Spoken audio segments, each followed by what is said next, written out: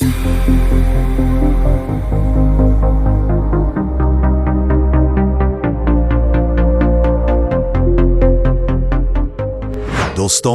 ये है बिहार की राजधानी पटना, जो भारत के बिहार राज्य में मौजूद एक बड़ा ही हिस्टोरिकल सिटी है और साथ ही पटना को बिहार की सांस्कृतिक राजधानी होने का भी खिताब हासिल है।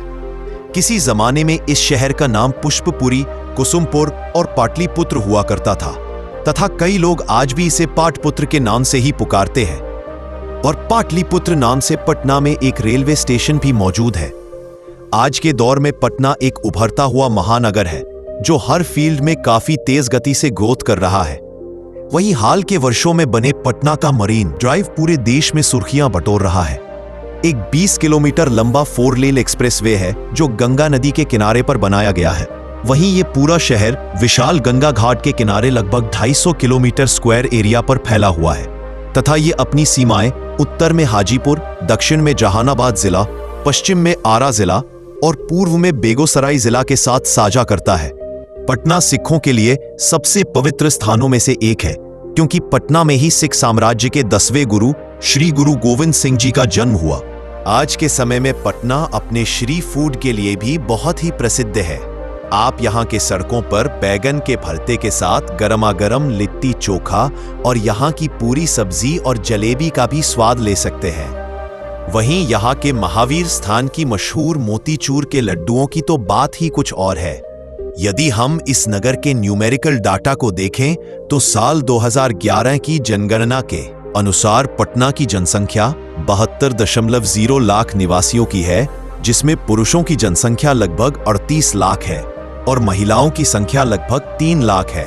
पटना आबादी के हिसाब से हमारे देश में 11वें पायदान पर आता है तथा इस शहर के ज्यादातर लोग पढ़े लिखे वर्ग से आते हैं, जिसका मुख्य कारण है कि पटना बिहार का कोचिंग हब है जहां पर छोटे बड़े कई हजारों कोचिंग क्लासेस हैं।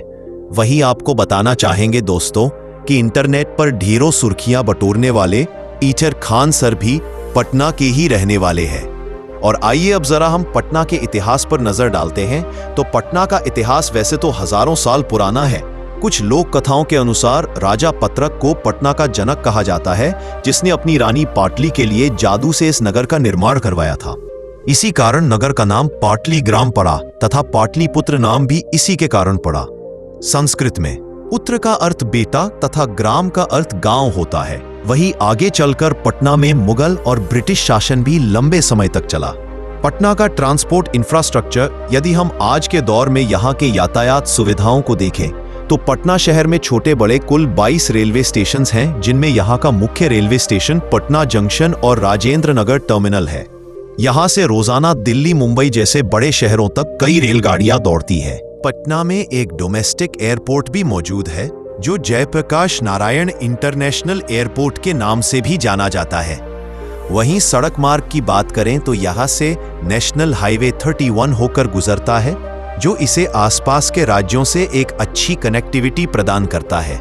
यहाँ के गंगा नदी पर बनी गांधी सेतु पटना का सबसे पुराना ब्रिज है जो इसे वैशाली से जोड़ता है।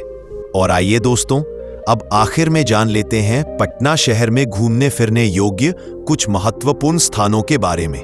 तो आप यहाँ पर गोलघर पटना का चिड़िया घर, गांधी म्यूजियम, महावीर मंदिर, पटना साहिब गुरुद्वारा, गांधी मैदान और यहाँ के मरीन ड्राइव की सैर कर सकते हैं।